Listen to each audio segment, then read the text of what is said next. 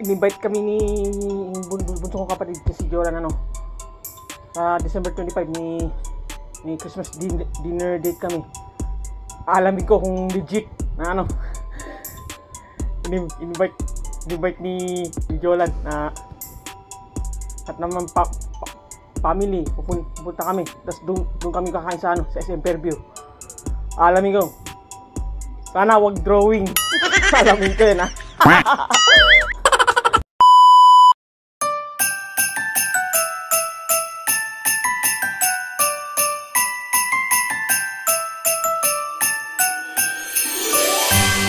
Hi mga sir, mga ma'am, Inday FM here and welcome back to my channel everyone. Here are today's video is my family's Christmas Eve hour moments. Ito po, araw ng bisperas ng Pasko ay magsisimba muna kami ng anak ko sa simbahan malapit sa amin. Bago mag alas 7 ng gabi kami pumunta, ito dumami na mga tao sa loob ng simbahan. Kaya magtiyaga kami ng anak ko na tumayo na lang at magantabay kami ng misa.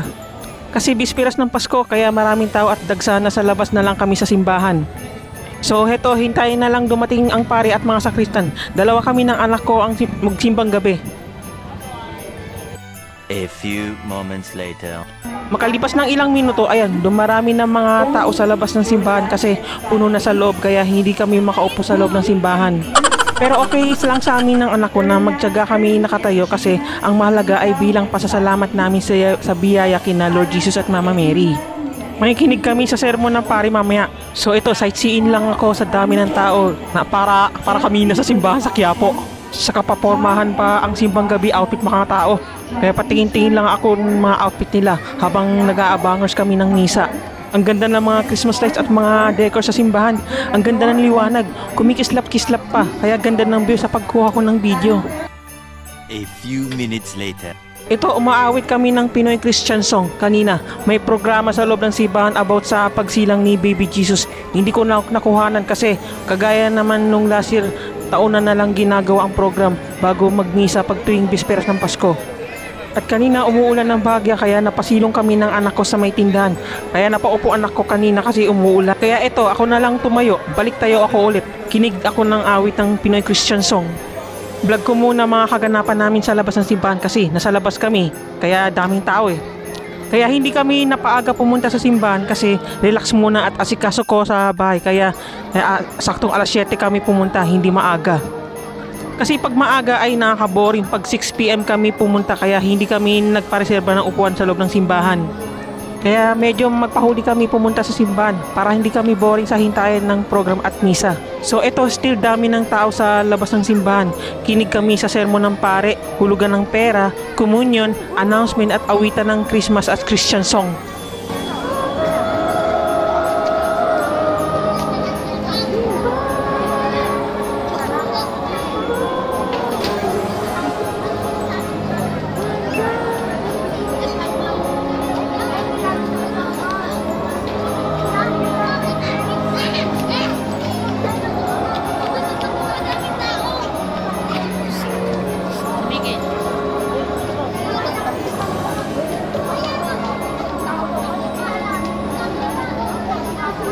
A few moments later. Ito, natapos na namin ang simbang gabi. Alas 10 ng gabi natapos ang misa. Ito, pauwi na kami ng anak ko sa amin para kumain kami ng handaan sa bisperas ng Pasko ay ang Noche Buena. O tignan nyo ang kaganapan namin. Lakad kami sa parko. Medyo madilim kasi may mga Christmas lights Excited na ako mag Noche Buena. Wah, teka, dumating ang mag-shoot si Jolan at akala ko ba sa 25 na family Christmas dinner date kami sa SM Fairview. Yun daw sabi niya Yun pala, unexpected ko na dumating sila sa bisperas ng Pasko. Nabulaga ako ng bunso kong kapatid si Balan. May dala pa sila ng dagdag handa sa Noche Buena ay ang chop suey at lechon manok. Sarap.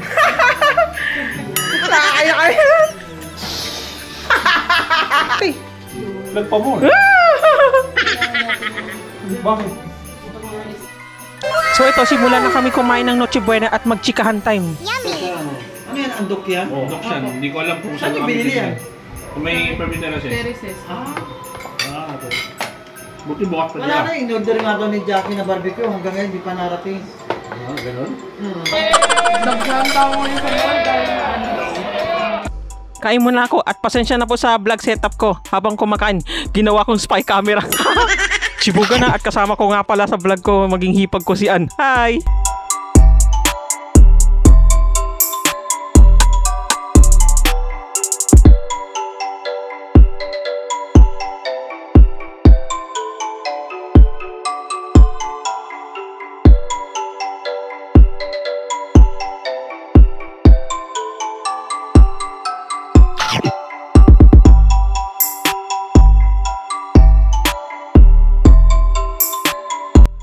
After nang kumain ng kanin at lechon manok, next ay ang pansit bihon. Mapapadami na ang kain ko sa Noche Buena at baliktaba na ako ulit. Bawi na lang ako pag may work na. Eto, pipigain ko pa lang ang kalamansi sa pansit bihon kaya kakain pa lang ako ulit. At nag-uusap pa ng magtoti sina Jasin ko at Jolan bunso ko. Ang pinag-usapan nila ay tungkol sa ganap ni Jasin sa school, sa laro ng PS4 or kahit anong dope ng ang pinag-usapan nila kasi na-miss nila ang bandigan ng magtoti. Tignan nyo actual ko sa pagpiga ng kalamansi sa pansit oh. Sibugan na naman ako ulit habang nakikinig ako sa ang usapan nila magtoti. Minimekos-mekos ko muna ang pansit para di alatin ang pansit. Sabay tikman. Tumawa pa ako sa narinig ko. Toti Jolan. Toti Jolan. Bakit di mo ko tinatawag na Toti Jolan? Toti. Binata na yun eh. Jolan. Ba't di na Toti? Ba't di na Toti? Tote. Wait, ganun tawag mo sa akin dati? Sa amin. Maliit. Alam mo, Toti is tawag. Bakit Toti? Wala eh, parang ganun lang eh. Baliktad. Tote. Toti pa more. Tote. Tote. Oh, ito. Bilang mo. Paano pag tati? Bakit yun? Di mo ko tinatawag na Toti? Tote. Ba't hindi Toti? Wala eh, parang ano na eh. Binabalik din ni Jalo kasi, Toti. Tagal na eh. Mata ka. Ba, Toti J. Malit. Toti J. Toti J, payong pera, Toti J. Toti J. Toti J. Ganun na ng boss ko eh. Wala na yung boss, tatapos ganun. Tubi, para pag nakahiga ka, makatulog ka agad. Kaya gusto ko tulog siya. After kain ko ay next dessert time. Ay ang ice cream mango float flavor. Choice ko sa Noche Buena. Ito, binablog ko muna ang actual ko sa pagkakain ko ng ice cream. Yan kasi mood ko sa na dessert kaya sarap na ako. Bago ako mag-ayos sa kusina, chillax muna ako sa ice cream. A few moments later. Ito, solve na kami sa Noche Buena at nagtulungan kami ni Ann magligpit na pinagkainan namin. At iipunin mga konting tira ng pagkain gaya ng buto ng manok ay ipapakain ko kay Waki at Bert. Oh my God. Tama, tiyempo ko na i-vlog ko na tambakan na hugasin ng mga pinggan. Kasi may gagawin muna ang magtoti kaya ako na lang. Ito, sisimulan na ako maghuhugas ng mga pinagkainan namin sa Noche Buena. No worries mga sir mga ma'am, sanay na ako sa mga ganyan pag walang gagawin. O tignan nyo mga sir mga ma'am, ang actual ko sa paghuhugas ko ng mga pinggan. Ang ginawa ko sa paghuhugas una ay mga plato. Hugasin maigi para tanggal dumi at amoy alat mga plato. Iniisa-isa ko pahugasin at pabulain. Ibabad sa plato, pinagpahiran ko ng sponge at dishwashing liquid. Sa mga manonood dyan mga sir mga ma'am, ay excuse na lang po sa side view na postura ko kasi medyo tumataba na ako. Kasi nabawi na ako sa dami ng kinakain ko mula nang nawalan ako ng work dahil ang payat ko daw. Kaya sabi sa akin ng kapatid ko si Jolan ay umaaliwalas daw ang itsura ko. Bumabalik na ako ulit sa dati kong chubby, di bali, bawi na lang ako pag nagka-work ako ulit sa labas. So ito, tuloy-tuloy ang paghuhugas ko mga pinggan habang chumichika ako sa inyo mga sir mga ma'am. Para masaya habang nagbablog ako. Next ay mga platito at mga mangkok naman huhugasin ko. Hugasin at linisin maigi mga platito at mga mangkok na pinagkainan namin, mga dessert at mga ulam.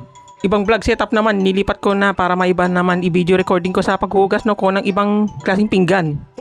Linisin, hugasin maigi at pabulain ng pabulain para todo amoy malinis mga pinaghugasan ko. Kasama pala mga tasa na hugasin ko ay hugasin, linisin maigi din. Pati din mga kubyertos huhugasin din na maigi gaya ng mga sandok, mga kutsara, mga tindoro at kutsilyo. Diinan maigi sa paghugas na pinagsubuan namin ay mga kutsara at mga tinidor. Para tanggal lahat mga dinidikit sa kutsara at tinidor gaya ng mga kanin at pansit para walang amoy alat.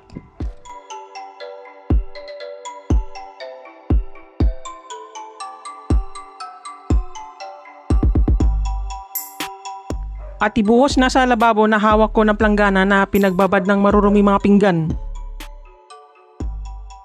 Pulutin mga mumu sa lababo at itapon sa basurahan namin para hindi magbarado ang lababo namin.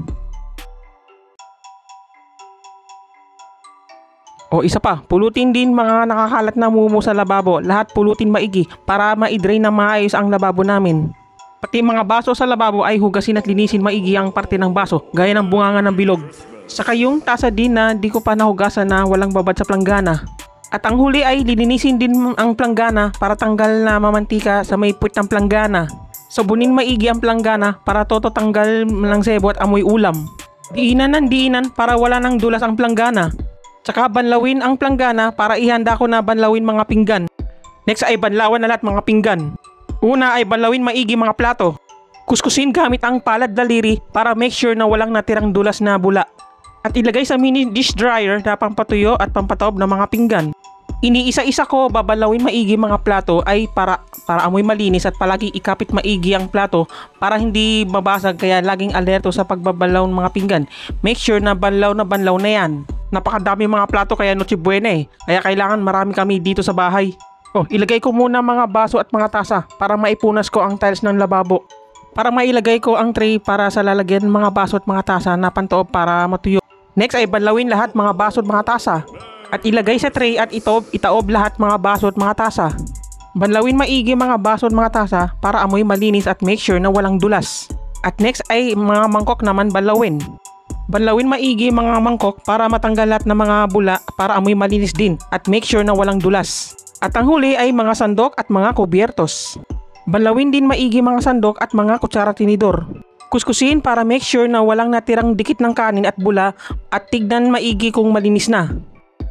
O ayan, tapos. O diba? Lahat malinis na mga pinggan. Pagkatuyo ng mga pinggan ay ibabalik na sa may cabinet. Kaya dyan ilalagay lahat mga pinggan para di gapangan ng mga insekto. So ano na, family problematic time na ngayong Pasko. Oh, napatawag ang kuya kong si Kuya Jay. He is currently work abroad from Qatar. Ito siya, ya.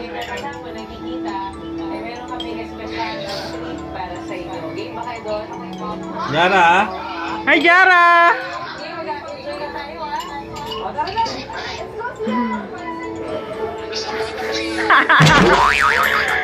Ano nagbabalot? Ano yun? Pinablog yan. Ano yun? Pababa, pataas. Pababa, pataas. Okay.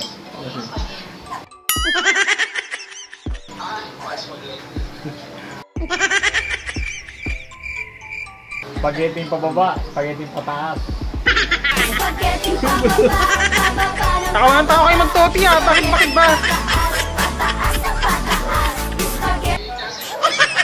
Dahil kulit eh.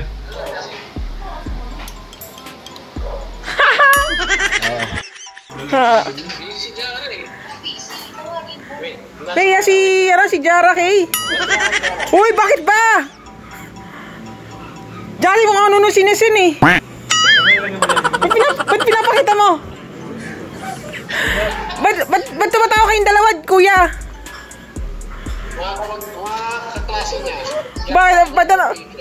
Ba't pinakita sa'yo?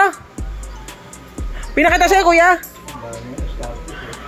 Hi, Jara! Hello! Hi, Jara! Hello! Jara, don't shy. I'm Tita Marie. Jara. It's me, Tita Marie. Hi. Hi, guys. Hi, guys. Hello. Hi, guys. Hi, Jara. Hello. Hello, Jara. Jara Kalia. Hello. Don't say Jara. Merry Christmas, Jara, my niece. Hello. Anyong. Jara, anyong. You look alike me, Jara. You look alike me, Jara. Para magkamukha kami, Jara. Pareho kami nakasalamin. Uy! Jara, kung ano ng sinasan eh. Pinasan mo sa kaito si Jim Pusa.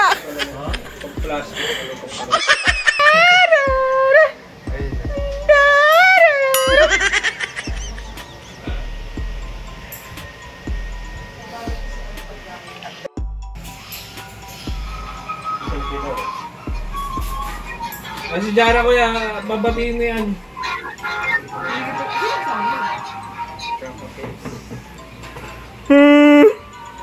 Dominado, burrito, problemado. Kauna-una ang vlog na ako, dominado. Yari ka ngayon, content ka ngayon. Oh. Tutok-tutok sa mukha. Uy. Binibidyo mo yung video, Mari? Ha? Para yun sa thumbnail kuya, thumbnail cover, yung ano, thumbnail. Pipicturean pa kayo ah. Posing niya lagi. 1, 2.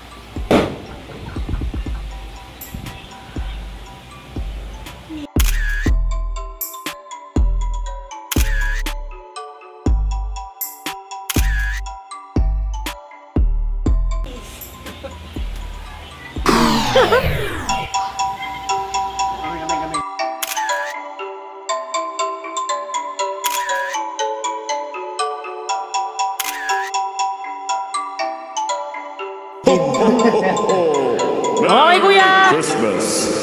Merry Christmas kuya! Merry Christmas! Tangkad ni Josh. Kasi tangkad kasi. Ha? Yan lang kaya, Merry Christmas. Thank you! Thank you.